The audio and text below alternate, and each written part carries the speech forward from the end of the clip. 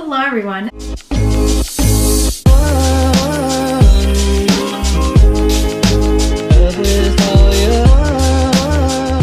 Today I've got an August wrap up for you. I read so many books this month. Like, I'm honestly so proud of myself. I don't think I've ever read this much in a month. I think now that I finally started BookTube and I've kind of got my life together now, I've been able to fall into routine and really just feel motivated to read, and I am here for it. I am loving it. I read a total of 9 books, and 5 of those were from my TBR out of 8 that I had planned. So I think that's really good. At the beginning of the month, I finished listening to An Ember in the Ashes by Sabaa Tahir. I gave this 5 stars. This is a YA fantasy romance, I'd say. And it's a series. I'm currently listening to the second one, A Torch Against the Night.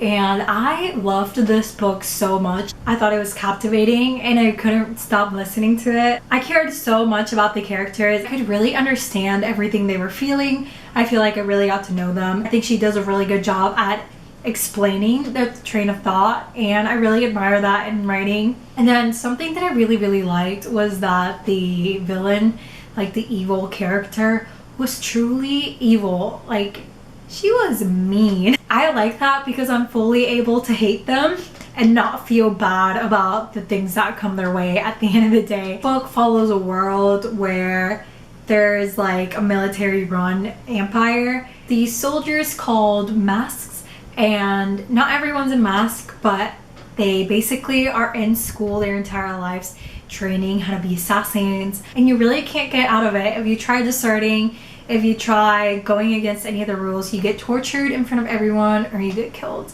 We also have scholars and the rebels. So the rebels are obviously against the empire, but they can't come out and do this, so it's all in secret. And then we've got scholars, which are the common people. They're subject to the military, and they really live a life of fear and terror. It's a really scary world. I am terrified of a world like this. But basically it follows the story of Laya, who is a scholar girl, and her family gets killed by the masks because of a secret that her brother has managed to get his hands on, and she ends up going to the school undercover to try and save him. The only way to do this is by becoming a slave for the school. At the school, we're also following the story of Elias, who is a mask in training, and he really doesn't agree with anything that's going on. Since the beginning of the book, he's been planning on deserting, and then they cross paths, and the rest is history. But I just really love this book. I gave it 5 stars, and I very much so recommend. I read The Girl Who Drank the Moon by Kelly Barnhill, and oh my god, this book tore me apart. I cried so much. It was so beautiful. This book is a middle grade and it's a standalone. It follows the story of this girl, Luna, who grows up and magicked by the moon. This witch who picks up babies who show up in the same spot every year. On the other side of the story, we're seeing the town who sacrifices these babies, and it's believed that to be able to survive, they have to sacrifice these babies to a witch. It also follows the story of this boy who just feels like something isn't right, and he's trying to uncover if there really is a witch. And it just went so deep and had so many levels. I thought it had so many life lessons.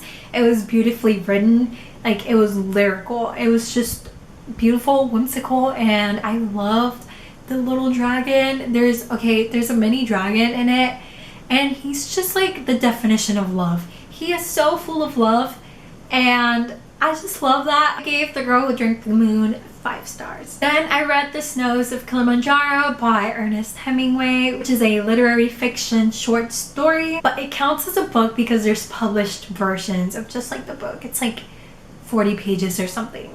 This story follows a guy dying over something very stupid, and he's very bitter about it, and he's really mean to his wife who's there by his side. Gave it 2 stars, and the only reason I gave it 2 stars is because it's Hemingway, and I generally really like Hemingway's writing, So it kind of hurt me to give it 1 star, so I gave it 2. And also because my boyfriend recommended it and he really loves this story, so I felt bad giving it 1 star. And then another book that surprisingly enough I absolutely despised, and that is On the Road by Jack Kerouac, which is a literary fiction novel. There's no point to it, there's no plot, and I knew this going into it, I really did. But I was just so surprised by so many of the themes, I guess. I gave this 2 stars as well. And the only reason I gave it 2 stars is because, again, I like Jack Kerouac. I've read The Dharma Bumps by him, and it's one of my favorite books. Like, I loved that. But you can definitely tell that in The Dharma Bumps, he's an older person and he's grown out of the on-the-road lifestyle. And I really liked his character, which is portrayed by Sally. I hated Dean Moriarty, and the whole book is about Dean Moriarty. I haven't been holding up the book, but does it even matter? I couldn't get through it. Like, I started this like halfway through this month because I had already started and it was just dragging out and so slow. I couldn't do it, so I listened to the audiobook, which wasn't good either. I had to like speed it up. Definitely made me see Jack Kerouac in a different light, and I don't understand why this book is so praised. Then I listened to The Girl Who Played with Fire by Steve Larson. It's the book that comes after The Girl with the Dragon Tattoo, so it's book number 2. I loved it so much. I loved the first one, I loved the second one. I gave it 5 stars as well. Like, wow. Wow, wow, wow. The ending? Wow. This story picks up right after the first one. And honestly, I don't even know how to explain this. So I'm not even going to try to explain the plot because it's just so... It's so tangled up. There's so many layers to it. And then he works it out so well. And I love that. I love when I don't understand what's happening in a book. Like, I love when it's just keeping me on my toes and then the author manages to wrap it all up and 20 different things connect oh so perfectly. Then I read A Living Nightmare by Darren Shan, and this is a YA horror fiction, and I enjoyed this. I gave it 3.5.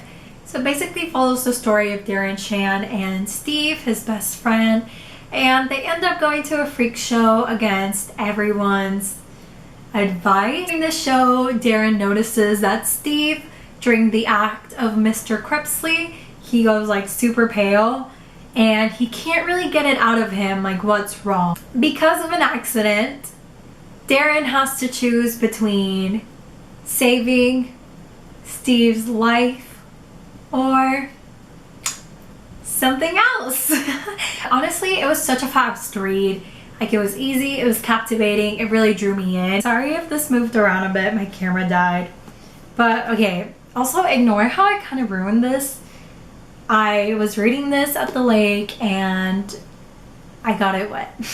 I also was very surprised by some of like the stuff that happens. I understand it's one of those books where it's a little bit more meh, like the first book, because it's just building upon a lot. Like, there's 12 books in the series, so this is just an introduction. My boyfriend loves this series. Again, he was the one who convinced me to buy these because I wanted a fast read.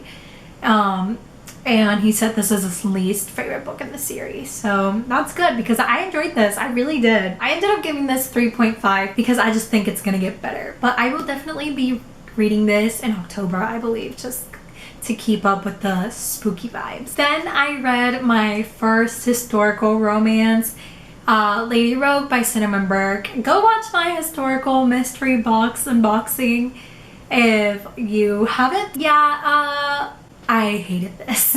When there were about 50 pages left, I stopped reading it and then I just skipped to the end and read what happened. But it counts as me having read it because this is 440 pages.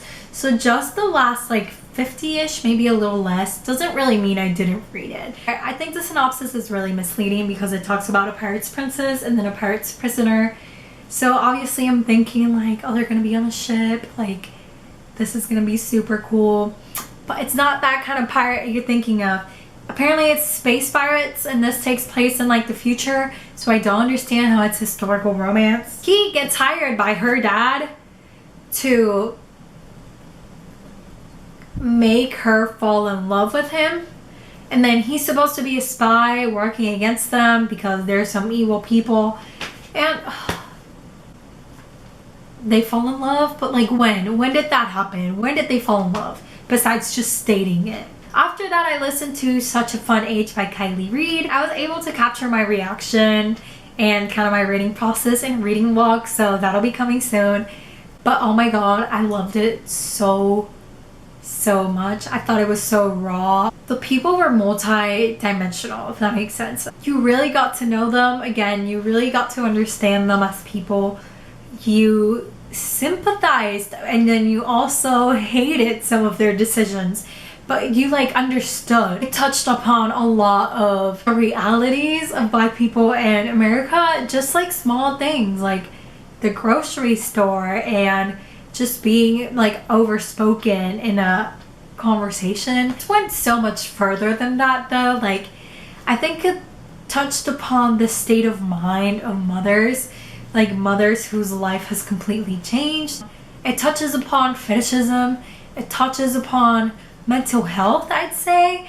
Like, oh my god, there's just so many things, and it was just so well crafted. It follows the story of Amira, who is a babysitter for Alex, who is a very famous writer. She's just overall obsessed with Amira, like an unhealthy obsession. At the beginning of the book, Amira is accused of kidnapping the girl who she's babysitting, Briar. That accusation was filmed, and it ends up resurfacing even though Mira didn't want that. I gave this 5 stars. Yeah, I loved it. I loved it. I can't even gather my thoughts. Then I read From Blood and Ash by Jennifer L. Armentrout. Sorry. It follows the story of this girl who is the maiden, the chosen one by the gods. And she's basically like very sheltered in her life. There's a bunch of rules. She can't do anything. And she ends up meeting this guy. He ends up becoming her royal guard.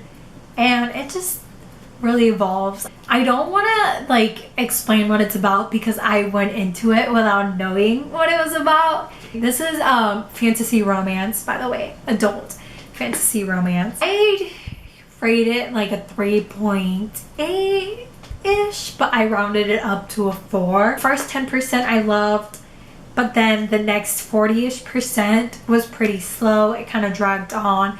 I did start school, so that played into it. Like, I couldn't read all the time. But then after it hit 50%, it really picked up and I couldn't set it down, and I read it in like a day. And I am reading the sequel right now, which came out yesterday. I really enjoyed this. That's all I have to say.